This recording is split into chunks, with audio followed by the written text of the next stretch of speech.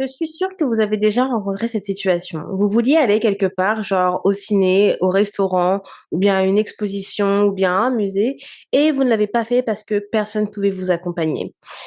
Est-ce que ça vous parle? Est-ce que vous avez déjà attendu que quelqu'un soit disponible pour vivre quelque chose que vous vouliez vivre?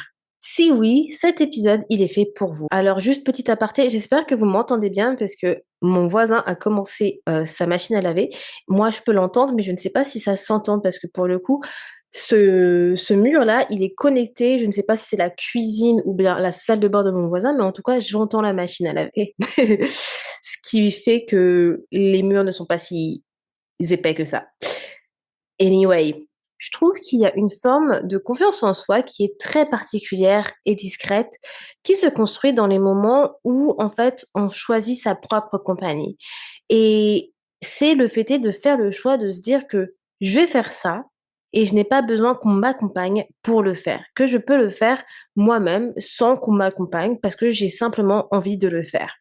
Ça, quand vous arrivez à ce stade dans votre vie où vous vous dites ça, je trouve que c'est ultra puissant, que c'est cette forme de confiance en soi où je me dis: «Ouais, c'est génial». Où je me dis que cette personne-là, elle n'a besoin de personne pour être satisfaite. Et si vous êtes cette team-là, comme je le suis, eh bien, vous avez tout compris et c'est que vous acceptez votre solitude, que vous êtes très bien avec vous-même.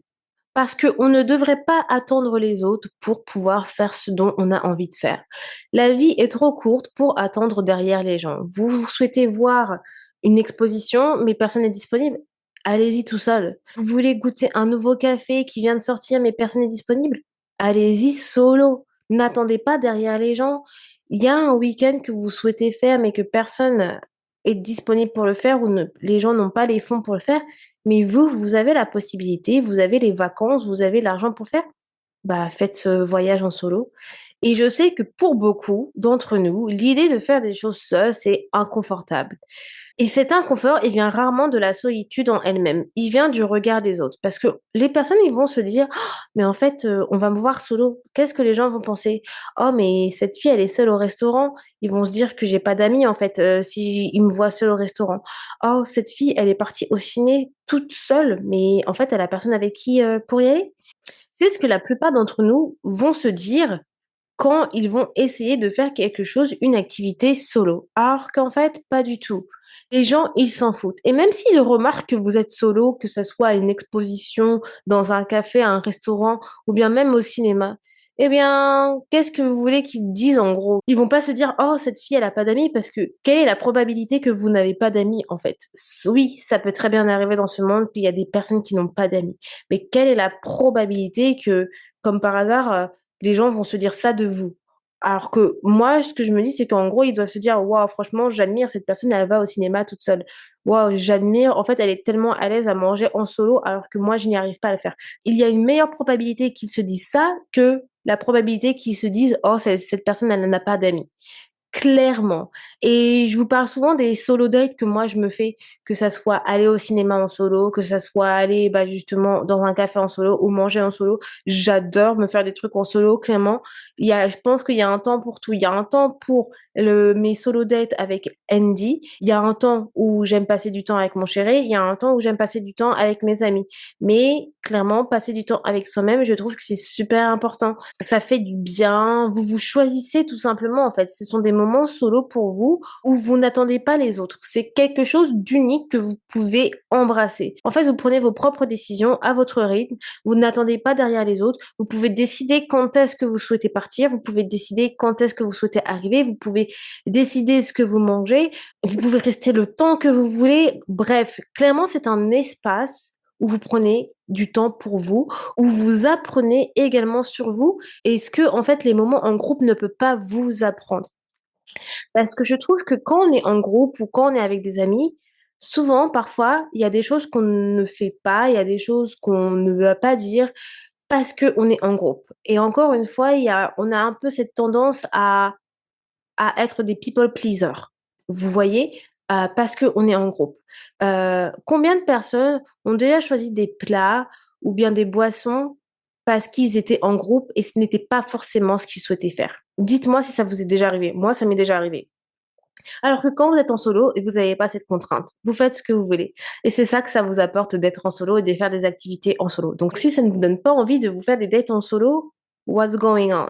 Il faut voir ce qui se passe ici, les gars. Clairement, il faut vous challenger là-dessus.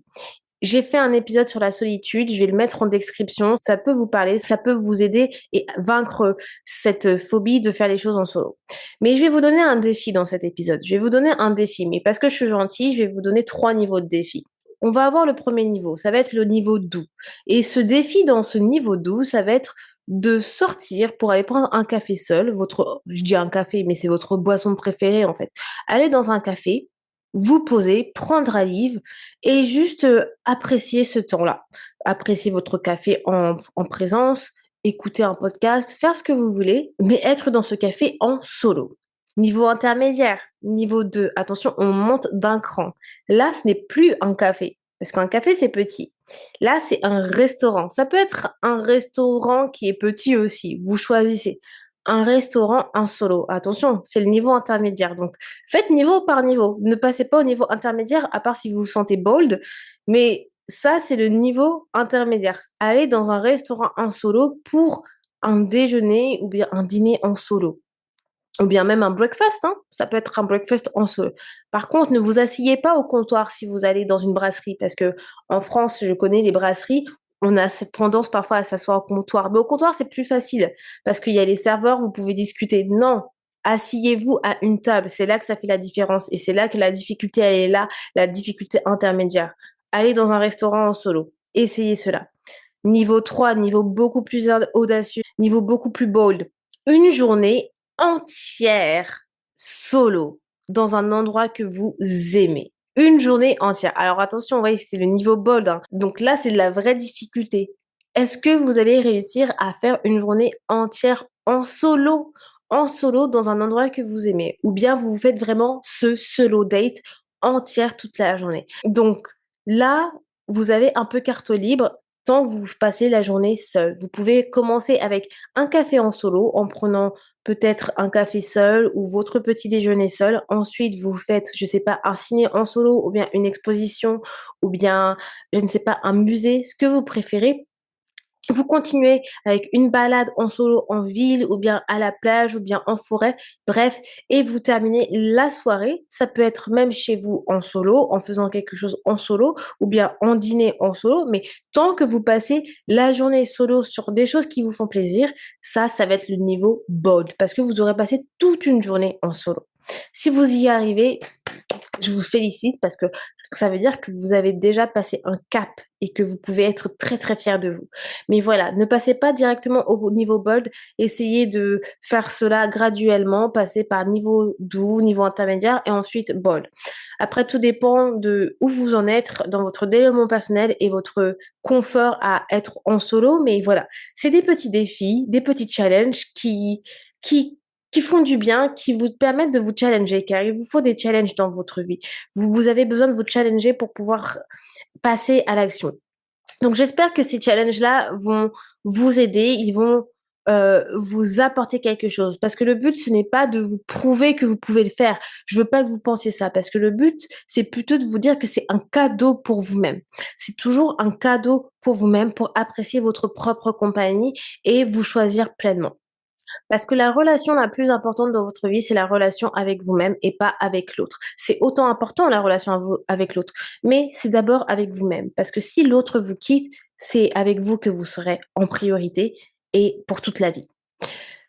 Voilà les amours, moi je vous dis à demain pour un nouvel épisode. Bye tout le monde.